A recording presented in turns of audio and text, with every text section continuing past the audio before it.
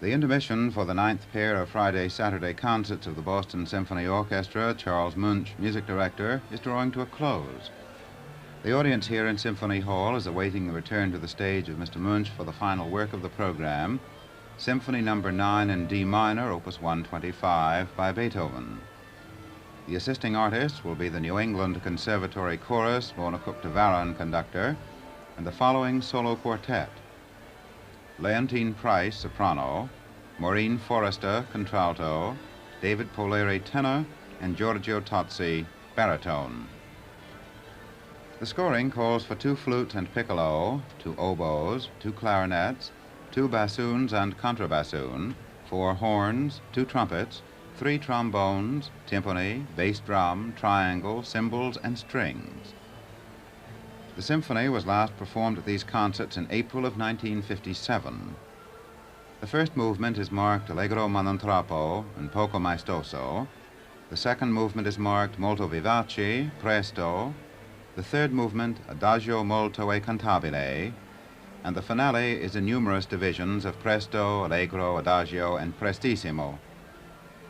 In the program booklet, Mr. John N. Burke, editor, includes the following remarks about the music. The fact that 12 years, 1812 to 1824, elapsed between Beethoven's 8th Symphony and the completion of his 9th does not signify that on entering the last phase of his creative life, he deliberately turned away from the form in which he had dwelt so long and so magnificently. Did practical considerations deter him, considerations which included the need of money, or did his growing artist nature require a pause for a new gathering of forces, a new approach to the problem of writing a symphony which should expand and alter the old orthodox formula with all the adventurous freedom he was then applying to the piano sonatas, transforming the moods and contours of symphonic form into something leagues removed from the 7th and 8th symphonies and their predecessors? Although the 9th Symphony was not completed until 1824, Beethoven had thoughts of a D minor symphony as early as 1812, when he was making sketches for his 7th and 8th symphonies.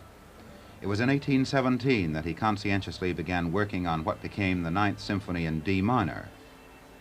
At that time, however, it was the Missa Solemnis which primarily occupied him, and it was not until the completion of the Mass that he could devote the necessary time to the symphony.